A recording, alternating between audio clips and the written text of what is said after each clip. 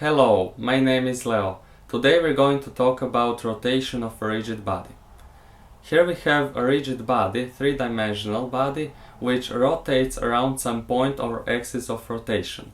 This body is here shown as two-dimensional geometric shape in XY coordinate system. So first we have to choose a point of body's rotation, which is here point C.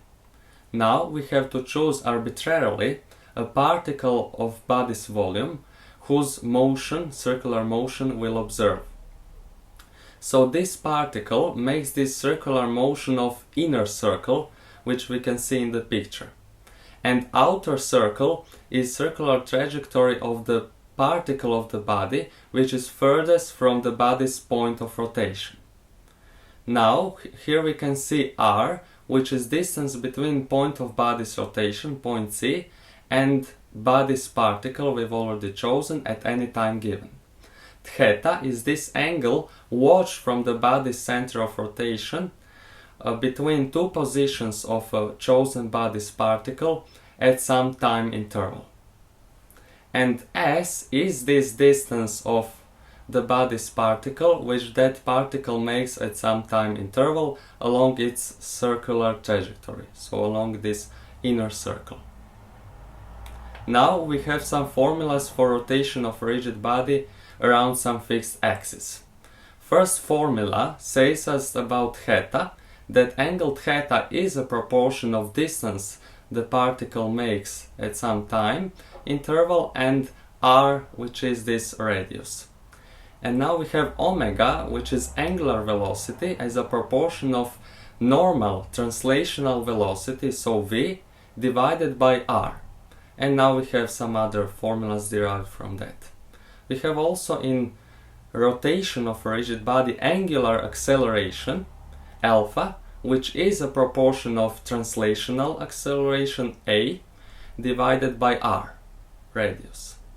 Now we have the last two formulas for translational velocity v, which is in the first formula, the basic formula for velocity, is a proportion of distance and time in which that distance was made. And finally we get that it is a product of angular velocity times radius, so omega times r. And in this last formula we can see this formula which is similar, which is exactly the same as in the formula for uniform circular motion. So it is 2rp divided by t, whereas 2rp circle circumference, so circumference of a circular trajectory the body or a particle makes, and t is the cycle.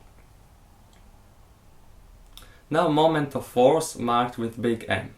Moment of force of only one particle of the body, for example particle number 1 we can call it, is this m1, and it is a product of r1 times f1. So of radius, meaning a distance of that body's particles from the body's point of rotation, times f1, which is a force which acts on that one particle. Now moment of force of the whole body is the sum of all moments of forces of all particles the body consists of. And now if we apply law of movement, so second Newton's law, we get that force acting on a particle we've chosen is mass of that particle times acceleration, and we can also get this second formula for F1. And finally, from these formulas we get that this formula for m1, so moment of force of that one particle, and this final last formula that moment of force as a vector is a product of moment of inertia I and alpha as a angular acceleration vector. Now we have this new physical quantity called moment of inertia and marked with big I, which is a resistance of a body to change its rotation velocity. We have here example of a body, thin stick. In these two cases, which are shown on these two pictures, and have these two formulas. In the first case, we choose axis of body's rotation to be at one end of a body, of the thin stick. And in the second case, we put axis of a body's rotation to go exactly through the body's center of mass. And now we can conclude from these two formulas that moment of inertia does depend on choice of body's axis or point of rotation. Here is also a theorem about parallel axes, also called Steiner's theorem, which says us that moment of body's inertia is equal to sum of I0 plus m times d squared, where I0 is moment of body's inertia while it is rotating around axis, which goes exactly through the body's point of rotation, which is here, which goes exactly through the body's center of mass, which is here point C. M is mass of the body, and d is this distance between I and I0 straight lines. And the minimum moment of body's inertia is in the case where this distance is equal to 0, meaning that I and I0 lie on the same straight line, so they both go through the point C, a center of body's mass.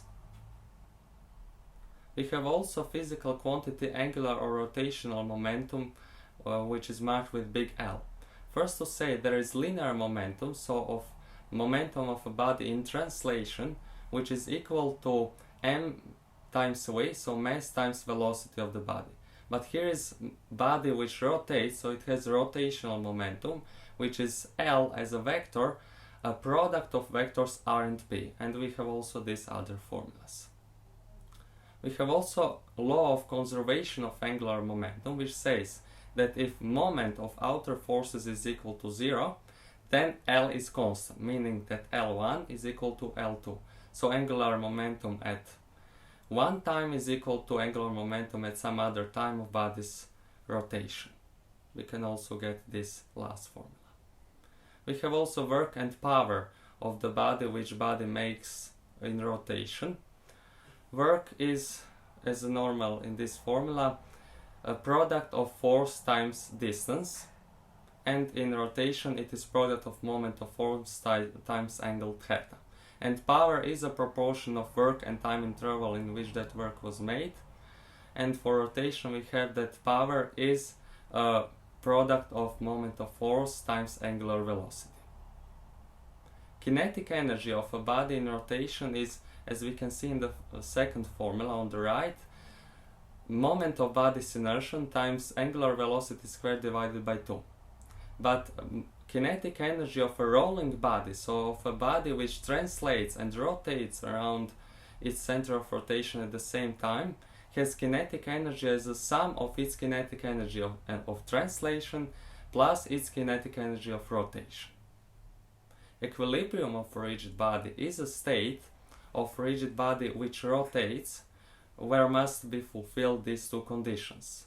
First condition says that if sum of all forces acting on the body in rotation is equal to 0, then the body's velocity is constant, so it doesn't change, so the body doesn't accelerate. It has acceleration of 0. And the second condition of equilibrium state is that sum of all moments of forces is equal to 0, so angular velocity is constant, it doesn't change, and from that we can conclude that angular acceleration is equal to 0. I hope you've enjoyed this video and that you've learned about rotation of a rigid body. Thanks for watching and stay with us.